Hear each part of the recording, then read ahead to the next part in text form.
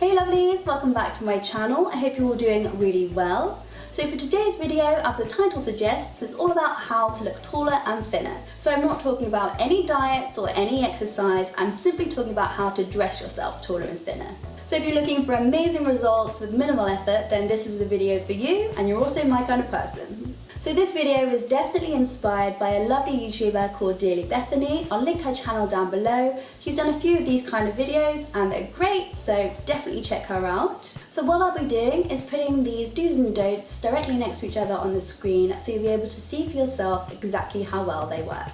I'm not going to get into a lengthy disclaimer as to why I've done this video. You've clicked on it, so I'm assuming it's something you want to watch. But before we begin, I would just like to say that no matter your shape and size, we are all beautiful as we are. We do not need to change. But I'm all about flattering your figure as best you can and working with what you've got.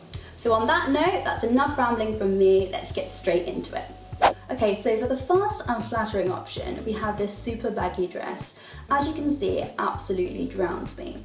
Now, compare that side by side to this dress that's cinched in at the waist, and the difference is staggering. The waist is nipped in, which elongates the legs, and in the process that makes me look taller and thinner. So switch out a baggy dress for something that cinches at the waist.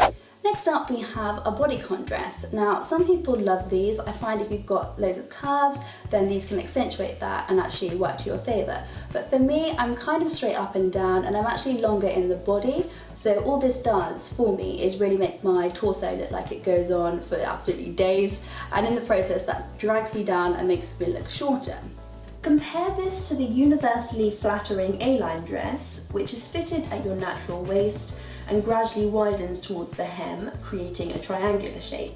This cut de-emphasises the hips as it skims them rather than hugs them, and the flared hemline also creates gapping around the thigh area, which creates the illusion of slimmer thighs.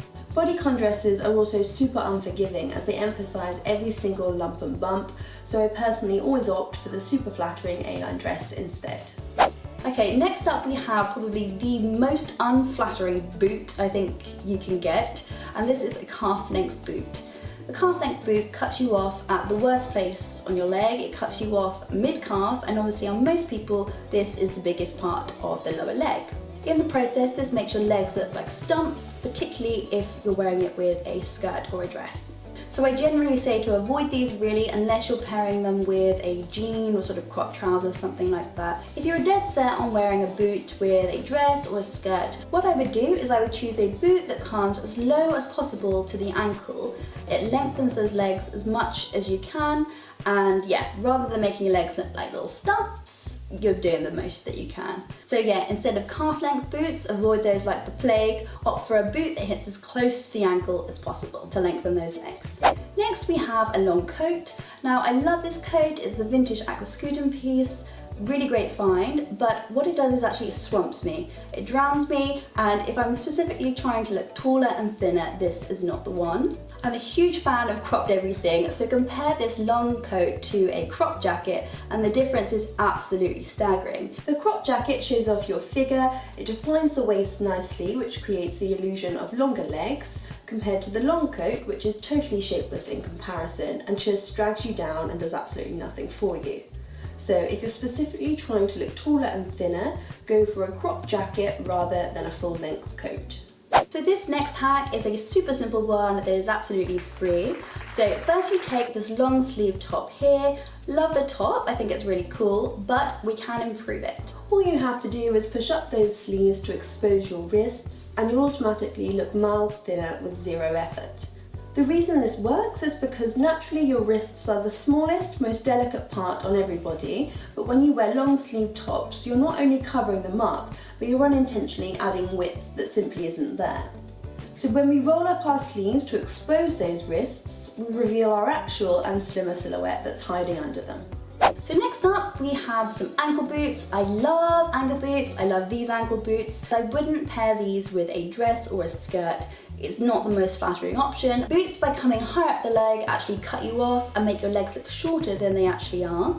So if we switch the boots out for a shoe where the front part of the foot is visible, this creates the illusion that your legs are much longer than they actually are. This in turn makes you look taller and thinner.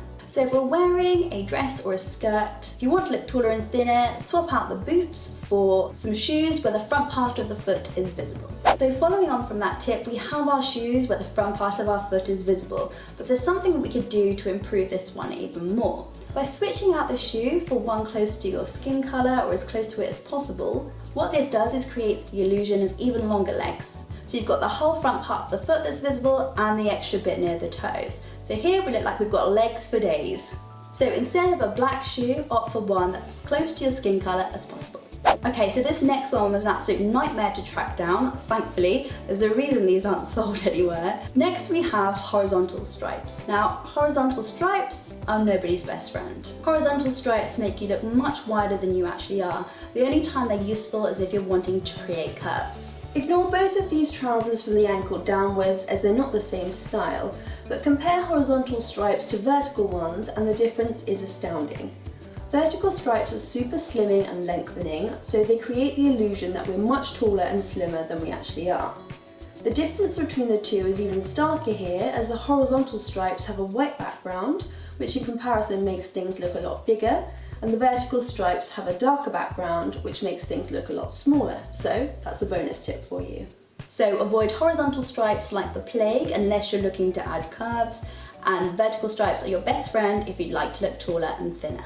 Okay, this next one I cannot believe I'm putting on the internet. I hate low-rise jeans with a passion. They do absolutely nothing for me. It just accentuates my already long torso and shows my legs to be their sort of normal length. But we can definitely do better than that. I'm all about some trickery and illusions. Pretty much everyone has a narrower waist than they do hips, so a higher rise cut emphasises a narrower part of the body, which makes you look slimmer.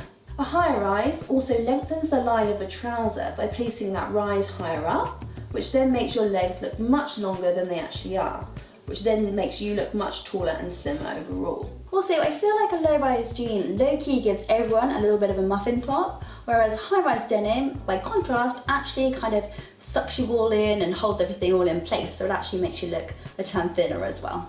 So avoid a low rise and opt for a high rise instead to give you legs for days. And next we have a high neck t-shirt. If you're specifically wanting to look taller and thinner, personally I'd avoid these. Instead, switch that high neck t-shirt out for a scoop neck or a v-neck, something that shows your collarbones and upper chest area. This makes the upper half of the body look shorter, which by contrast makes the legs look longer, plus getting the collarbones out will automatically make you look tons thinner than if we're all covered up. So here is me wearing a skinny belt in a contrasting colour to the dress underneath, and then wearing it lower than my natural waistline between my waist and my hips. Now compare this side by side to a wider belt that's in the same colour as the dress I'm wearing it with, and then wearing it high up on my natural waist, and can you see how much more flattering that is? Again, it makes our legs look longer, which in turn makes us look taller and thinner. So instead of wearing a skinny belt in a contrasting colour to your outfit lower than your natural waistline, opt for a wider belt in the same colour as your outfit on your natural waistline if you'd like to look taller and thinner.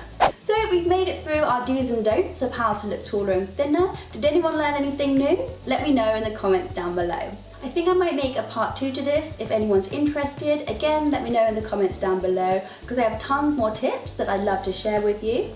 In the meantime, thank you so much for watching. Remember to subscribe if you haven't already, and I'll see you all again in the next one. Bye bye!